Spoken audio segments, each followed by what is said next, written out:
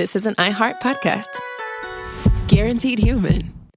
With no fees or minimums on checking accounts, it's no wonder the Capital One bank guy is so passionate about banking with Capital One. If he were here, he wouldn't just tell you about no fees or minimums. He'd also talk about how most Capital One cafes are open 7 days a week to assist with your banking needs. Yep, even on weekends. It's pretty much all he talks about, in a good way. What's in your wallet? Terms apply. See CapitalOne.com/bank. Capital One, N.A., member FDIC. Hi, Kyle. Could you draw up a quick document with the basic business plan, just one page, as a Google Doc, and send me the link? Thanks.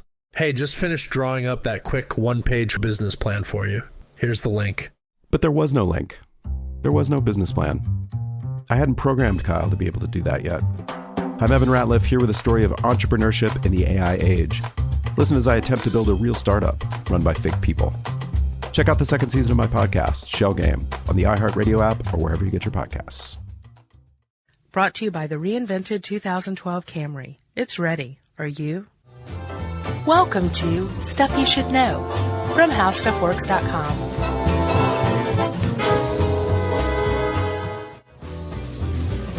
Hey, and welcome to the podcast. I'm Josh Clark. There's Charles W. Chuck Bryant. You have a migraine or something? No.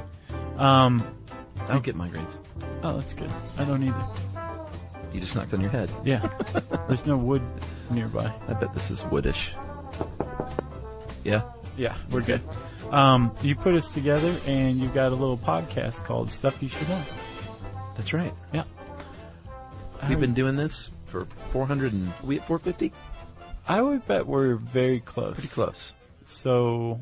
Not bad. Yeah, no, it's not bad. I guess you could say we're starting to get our stride. I'm waiting for someone to come take the keys away and send me to my room. No, I think that I think they stopped paying attention. They're not really aware that we're doing this any longer. I know no one of any importance actually listens, so that's always good.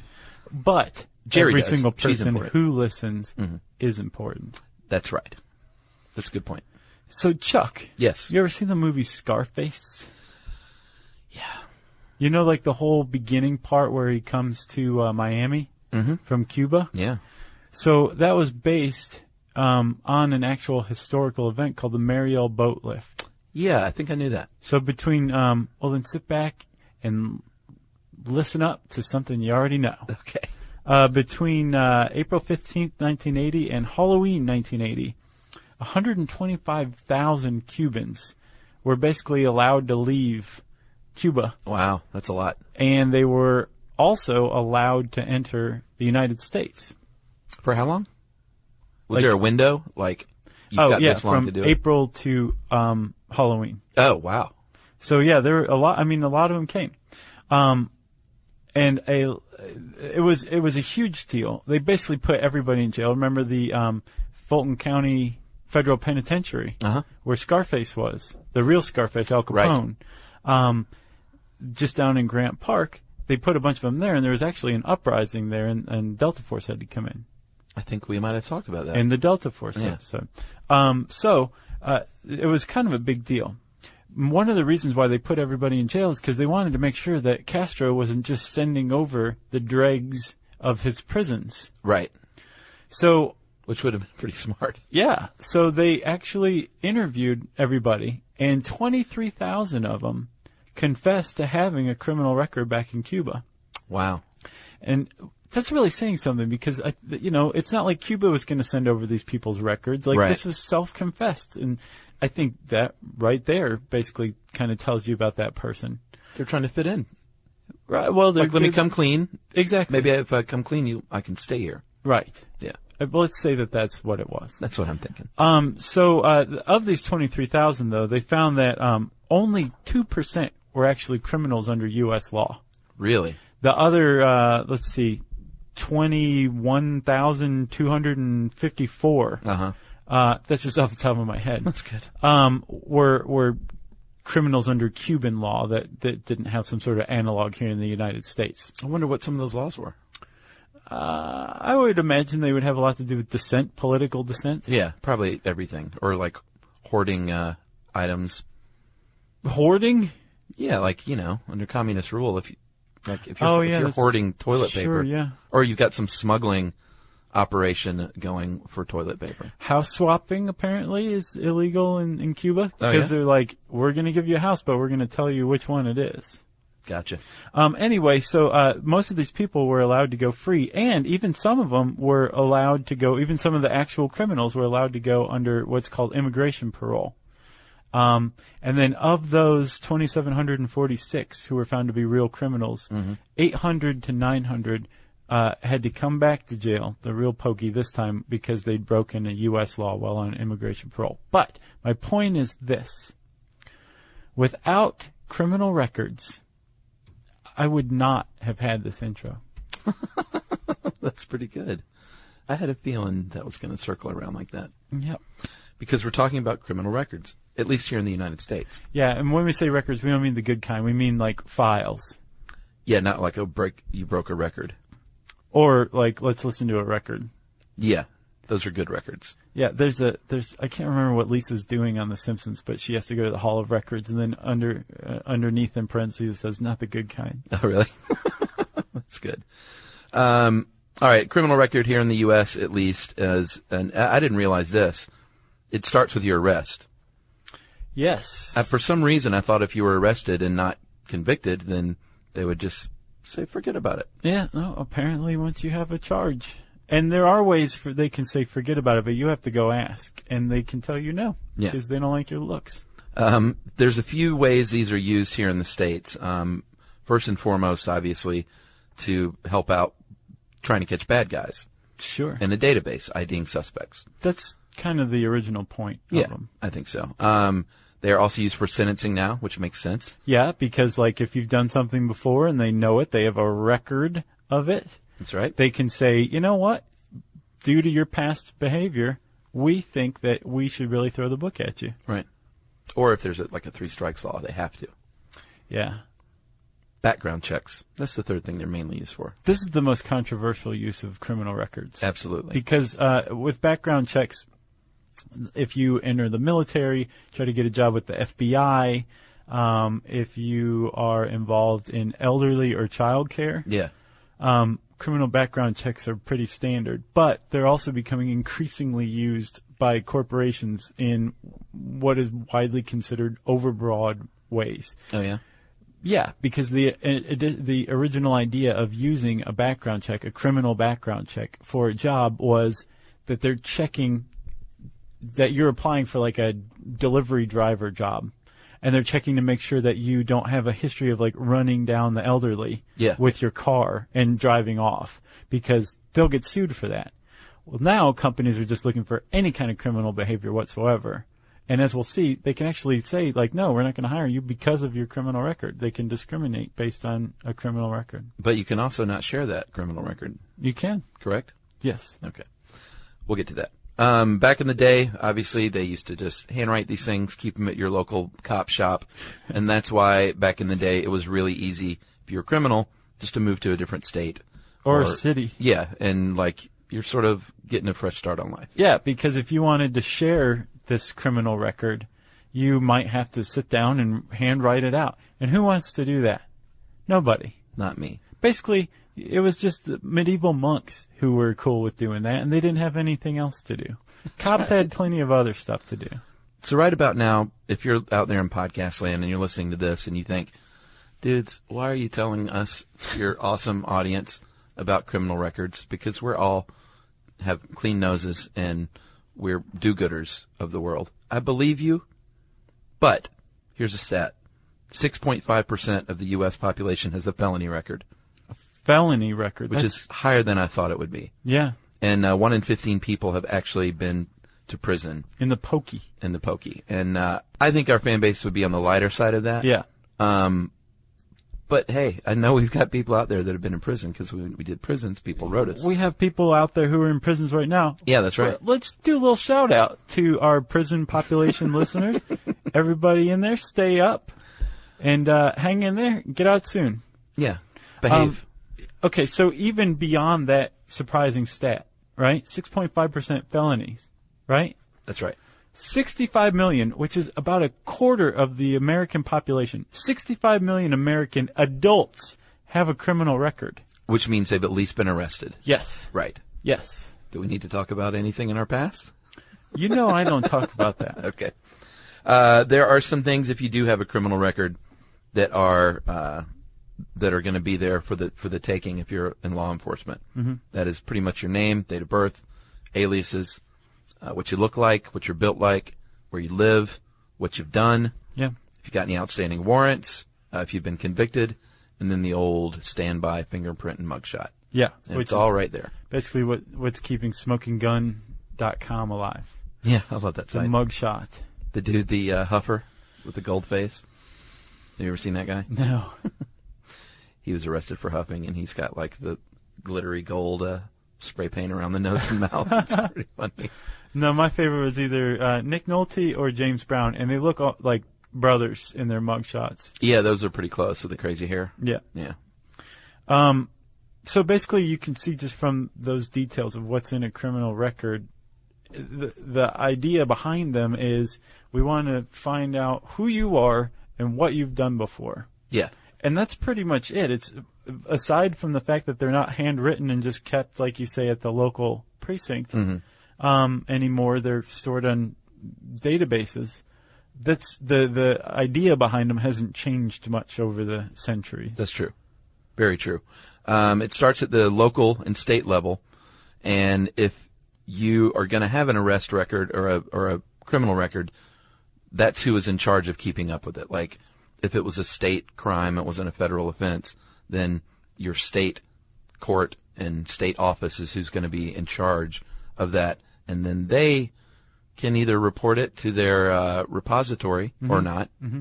I think not all states mandate that. No, it's voluntary. And then the state repositories can either report it to the national repository, right? Or not. I'm sorry, that's voluntary. Within a state, in some states, it's voluntary whether municipalities share their information. Right. So it's all kind of voluntary, right? If you end up on a federal registry? To an extent, and you can have more than one record. I would imagine in a perfect law enforcement world, everyone who has a record has one record, and it lives in the cloud, and it's just accessed. When you do another thing, they just add another thing to it.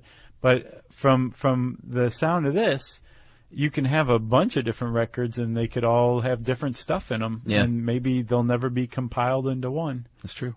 Well, it's because there's a lot of people committing crimes is one reason. Is there? And I think they're trying Or does it just appear that way because they have multiple records? I think we may have stumbled onto something. I think you're right. There's only like 8 criminals in the U.S. They're just really prolific. Hi, Kyle. Could you draw up a quick document with the basic business plan, just one page, as a Google Doc, and send me the link? Thanks. Hey, just finished drawing up that quick one-page business plan for you. Here's the link. But there was no link. There was no business plan. It's not his fault. I hadn't programmed Kyle to be able to do that yet. My name is Evan Ratliff. I decided to create Kyle, my AI co-founder, after hearing a lot of stuff like this from OpenAI CEO Sam Altman. There's this betting pool for the first year that there's a one-person billion-dollar company, which would have been like unimaginable without AI, and now will happen. I got to thinking, could I be that one person? I'd made AI agents before for my award-winning podcast, Shell Game. This season on Shell Game, I'm trying to build a real company with a real product run by fake people. Oh, hey, Evan. Good to have you join us. I found some really interesting data on adoption rates for AI agents in small to medium businesses. Listen to Shell Game on the iHeartRadio app or wherever you get your podcasts. The moments that shape us often begin with a simple question. What do I want my life to look like now? I'm Dr. Joy Harden Bradford. And on Therapy for Black Girls, we create space for honest conversations about identity, relationships, mental health, and the choices that help us grow.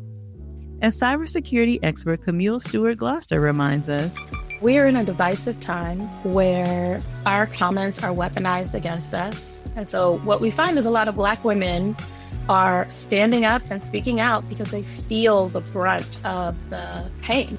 Each week, we explore the tools and insights that help you move with purpose, whether you're navigating something new or returning to yourself. If you're ready for thoughtful guidance and grounded support, this is the place for you. Listen to Therapy for Black Girls on the iHeartRadio app, Apple Podcasts, or wherever you get your podcasts. So, the good news, Josh, if you have a criminal record and you want it expunged or sealed, as they call it in some states, you can get that done if you go through, well, you can at least try to get it done by going through a very specific process in the court in the state where you were convicted. So you have, you petition the court, and there's lawyers that specialize in this kind of thing, like going before the court and saying, look, this crime was a crime of passion. There's no recidivism involved. This guy's had an exemplary life since then. He wasn't even convicted. He was just arrested. This was 12 years ago. He hasn't done a single horrible thing. And even if he had a sentence, he would have completed it. And he hasn't been arrested since. And so the judge thinks about it. They bring out a dog. And if the dog likes you, then your record is expunged. I think the judge sits there with a big expunged stamp or denied, like in Raising Arizona. Just wham. Yeah. I think that expunged I don't think they should use that word because it gives the impression that your record is wiped clean. Yeah. And that there's maybe a sheet of paper that this stuff all used to be on, but there's nothing there any longer. That's not the case. Sealed is a much better term to describe what happens because what happens is your record remains, but only law enforcement has access to it. Yeah, but it sort of is expunged in a way because, or I guess the key word there, you said the appearance, because you can still, from that point on, give the appearance that you have a clean record to your employees. You can say employers, and employees. You don't want them thinking ill of you. Right. But you can say, I have a clean record, and legally you can say that and get away with it. Yeah. If it's expunged, although it still exists. It's just law enforcement and also government agencies have access to it, but no one else does. If you're in Arizona, you're out of luck. Yeah. If you're in New York, I think, and see, this to me should be automatic. If you are arrested and convicted of something, then they find out someone else did it. Right. You have to still go through that process in New York to get it expunged. And I guess in other places, but I figured that would be automatic. No, in New York, if you're arrested and you are you're not convicted, you go to trial, but you're not even convicted. Yeah. You still have to petition. To get your arrest record cleared? Yeah. Yeah. Oh, I guess that's everywhere though, right? I am under the impression because New York, where it's possible only if the case was decided in your favor, that would mean that if you went to trial, your criminal record would be expunged if you weren't convicted. Gotcha. I have to admit, I'm not sure about that one. New York doesn't play. No, but Arizona seriously doesn't play. Like, they have no process for expungement whatsoever. Which is too bad. And I think even with kids, that's the case. What, in Arizona? Yeah. Oh, yeah? Well, with juveniles, since you brought it up, everyone knows that if you're under 18, generally you will be tried as a juvenile unless you have murdered or raped somebody or some other really, really terrible crime. They will try you as an adult. But if you're under 18, they'll try you in juvenile court. And here in this country, we have a little belief that, you know what, we're going to wipe your record clean once you become an adult. You might have messed up as a kid, but you're going to get a second chance out there in life as an adult. Don't worry about your juvenile record anymore, which is great if you stay on the straight and narrow. Right. If you don't, then it's still attached to you if you start committing crimes again. And if you are a juvenile convicted of an adult crime, tried as an adult, and you want to get that expunged, you have to go through the same process as any adult would. Yes. As well as if you have a sexual crime, you have to register for the sex offenders list just like you would if you were an adult.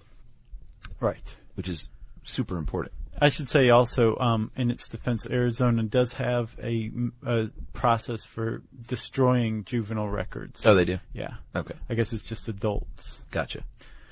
So I guess the sex registry is kind of a version of the specialized criminal record depository, right? Yeah. So for many years, I guess until very recently, states weren't mandated to have a sex offender registry. There's a girl named Drew Shadeen. Yeah. who was like a 22-year-old North Dakota college student. I remember this very well. Do you? I didn't remember it. Yeah. Who was abducted and I believe raped and murdered. Yeah.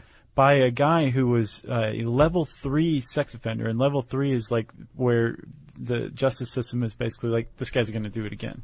Yeah, he had raped another woman, he kidnapped and stabbed a woman, and he'd just gotten out of jail for 23 years for those crimes. And he did it again. Did it again. And one of the ways that he was able to do this was because North Dakota didn't have a sex offender registry. Well, they do now. All states do now. And this was, I think, like 2002 or 2003. Yeah, it wasn't that long ago. But they named the National Sex Offender Public Registry after Drew Shadeen.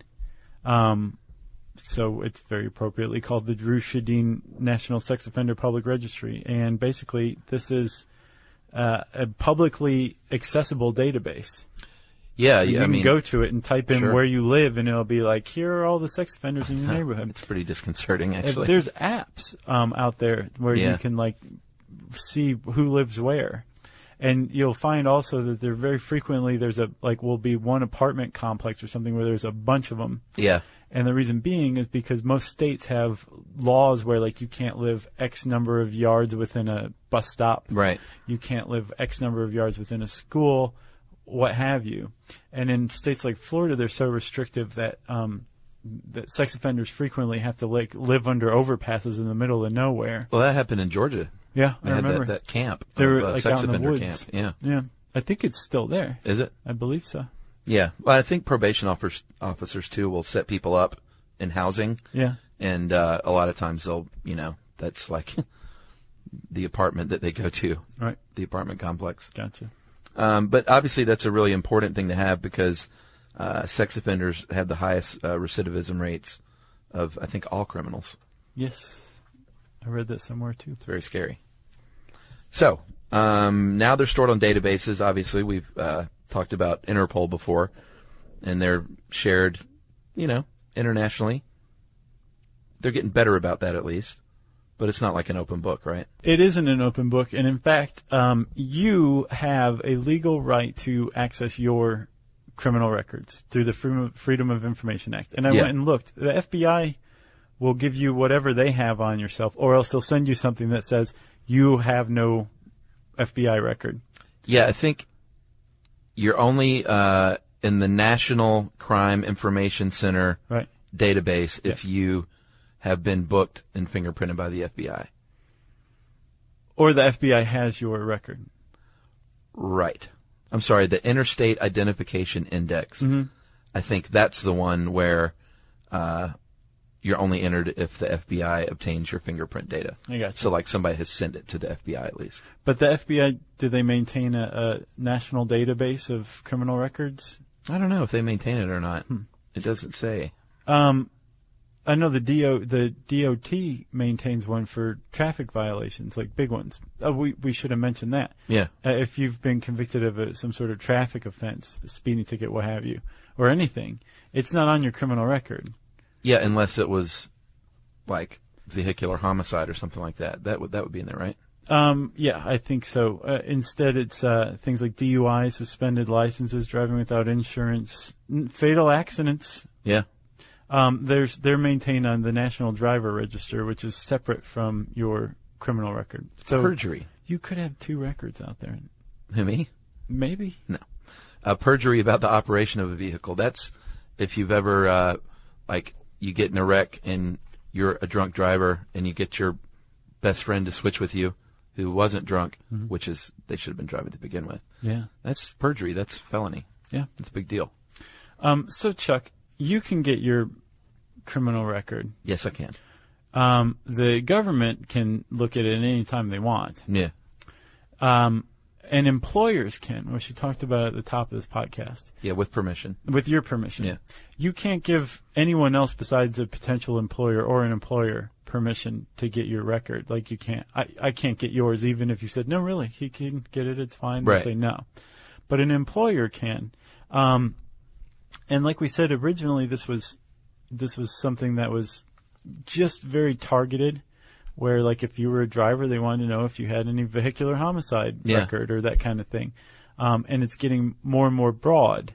And apparently, because criminal records weren't protected, you weren't a member of a protected class. Yeah.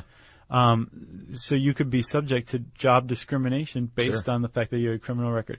Well, there used to be like freewheeling. Like they would tell you to your face and maybe smack you in the mouth when they told you that you weren't getting the job because you were a crook. Right. Courts have started to rule in people's favors, finding that some laws or some convictions have been shown to disproportionately affect like black people, Hispanics. Oh, yeah. So that job discrimination based on these kind of convictions amounts to racial discrimination. And some courts have found in the favor of people who are turned down for jobs, even though there's no law that defends against job discrimination based on criminal records. Interesting. Yeah. And you can also be discriminated against for like public housing. Yeah. And I love in the article, and in general treated differently. Yeah. People can be a jerk to you if you have a criminal record, apparently, exactly. with no retribution. And the one exception, which I thought was interesting, was that if you have a felony for drug use, they can't use that against you to not give you a job. Right. It's part of rehab. Is it? The rehab process. Gotcha. Yeah. That makes sense. You know, the very powerful rehab lobby got that loophole put in there. Well, it certainly strikes a notch on the side of people who believe that people with drug problems are like, have addiction problems and that they're not necessarily bad people. Right. So good for them. Hi, Kyle. Could you draw up a quick document with the basic business plan, just one page, as a Google Doc, and send me the link? Thanks. Hey, just finished drawing up that quick one-page business plan for you. Here's the link. But there was no link. There was no business plan. It's not his fault. I hadn't programmed Kyle to be able to do that yet.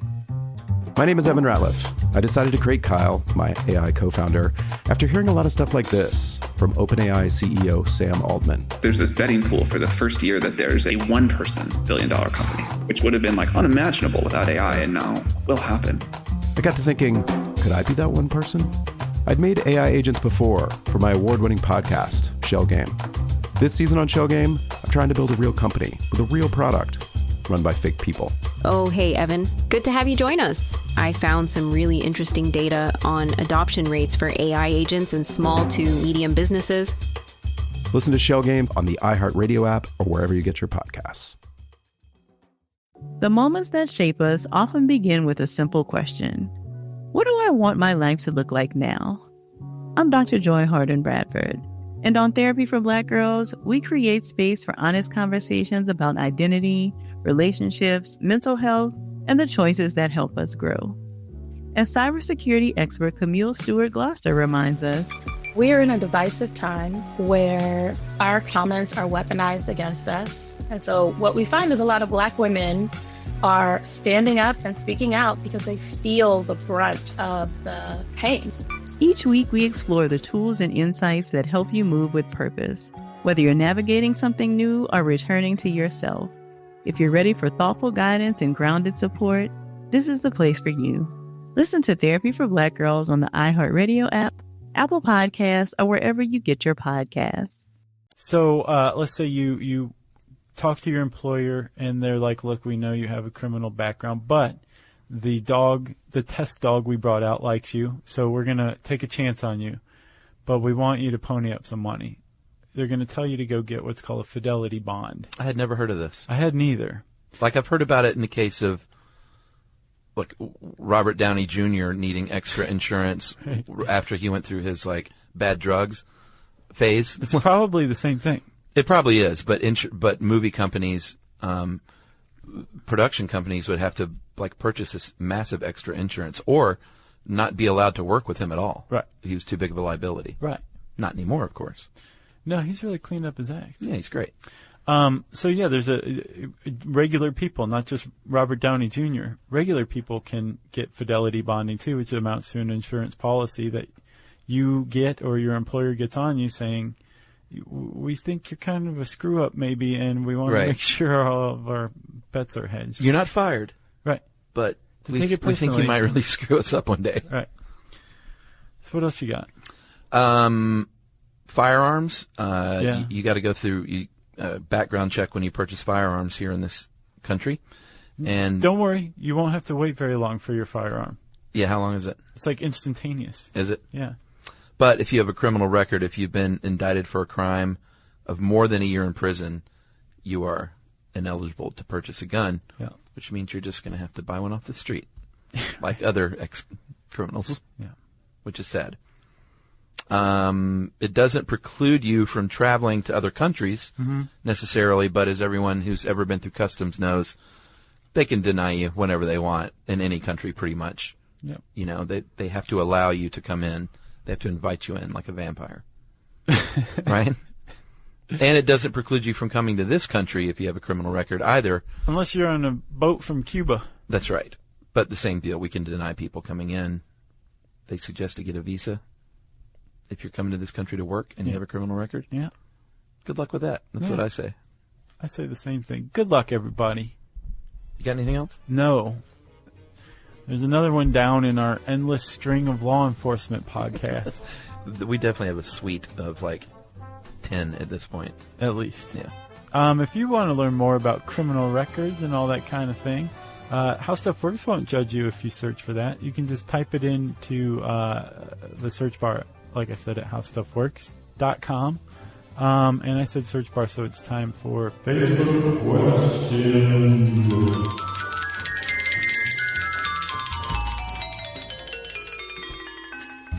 Facebook questions, Josh. We have 230 of these. And so, let's go ahead and start here. Doug Callahan, if you were to dive into a pool filled with any kind of fruit, what kind of fruit would you choose? Mango. Pineapple. Jerry thought that was funny. How does being a team mascot work? That's a crazy question. I think that's a request for a show. Oh, okay. Like team mascots. Gotcha. Shalene, Chuck. Chook. Best favorite theme park in the U.S. I mean, there's no question. What are you going with? Cedar Point. Yeah, I guess you're right. Okay. I've only been there once. It was pretty good. But Magic Mountain was pretty awesome in L.A. Dude, Cedar Point is the greatest in the world. I'm kind of sucker for the studio ones, too, like Universal Studios. Yeah. Like, the rides are lame, but I just like, the Old West Show and the Miami Vice Boat Show. Do they still do the Miami Vice Show? I don't think so. I think it's Night now Riders like there? Yeah, the NCIS boat show. Oh, wow.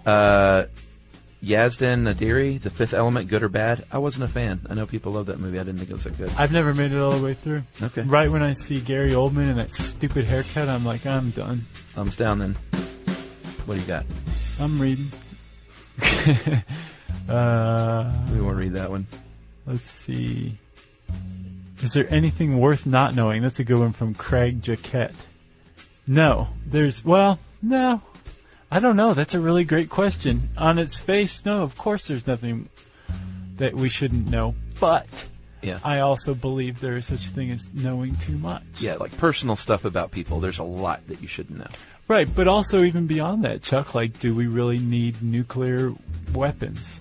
Do we need nuclear capabilities? What if we didn't know that? It's a great question, Craig Jaquette. You get first prize today. James Hamilton, which sport has the fittest athletes? Clearly NASCAR. What do you think? The fittest athletes? Yeah. I would say highlight or soccer. Okay. Jody Jackson, I have good news for you. We've done how China's one-child policy works. Another person thought this was a call for request. Oh, that's right. It is not. It's really a call for silly questions. Cody Quimby, who's your favorite Beatle and why? Josh's answer would be none of them. Right. Mine would be George Harrison because he's great. Really? Yeah, his soul was like orange. Like, I love John Lennon, but he was sort of a whiny little baby and a bit of a pretentious artist. Paul McCartney's great, but Paul was a bit of a power control freak. George Harrison was just like there, dude. What about Ringo? No, he lays down a nice backbeat, and he's fun. I love Ringo too. Let's do one more. All right. Andrew Jordan, what current TV shows do you recommend? Stuff you should know, coming to Science Channel. Nice. January 2013. That's so current, it's not even out yet. I mean, I watch, obviously, Mad Men is to me, the best show on TV right now. I disagree. I think 30 Rock is the best show on TV. 30 Rock is great. And Louis, to me, is like a tie for the best show on TV. Yeah. He's like, dude, he's making like French art house movies every week on television. Yeah. It's pretty amazing. Yeah. I watched The Killing. I watched True Blood. Do you watch The Killing? Yeah. Wow. That's taxing, isn't it? I watched Eastbound and Down. The Killing isn't taxing. I mean, it's kind of depressing. Yeah. Walking Dead. I don't watch a ton of TV, but there's like maybe like 8 shows. I like Dexter still. Man, that one went off the rails so bad the past couple of years. I need to get back I haven't into seen the past couple of years. I just wait for it to come on DVD. Good luck. Man. Spoiler alert, off the rails. All right, so that's it for now. I think we have one more edition of this, and then we'll wrap it up. Okay, thank goodness. If you want to catch up with me and Chuck, digitally speaking, you can send us a tweet to SYSK Podcast. You can join us on Facebook.com/Stuff You Should Know. And you can send us a good old-fashioned email to stuffpodcast@discovery.com.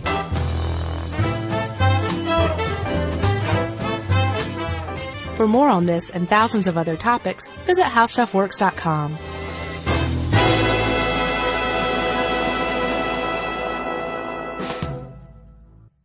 Brought to you by the reinvented 2012 Camry. It's ready. Are you? Hi, Kyle. Could you draw up a quick document with the basic business plan? Just one page, as a Google Doc, and send me the link? Thanks. Hey, just finished drawing up that quick one-page business plan for you.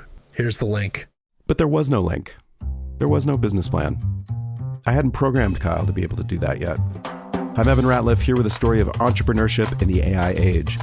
Listen as I attempt to build a real startup run by fake people. Check out the second season of my podcast, Shell Game, on the iHeartRadio app or wherever you get your podcasts. The more you listen to your kids, the closer you'll be.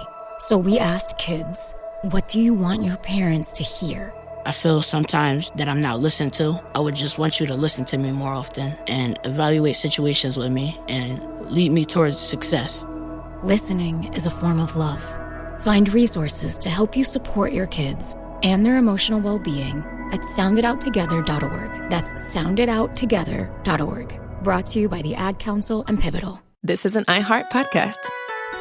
Guaranteed human.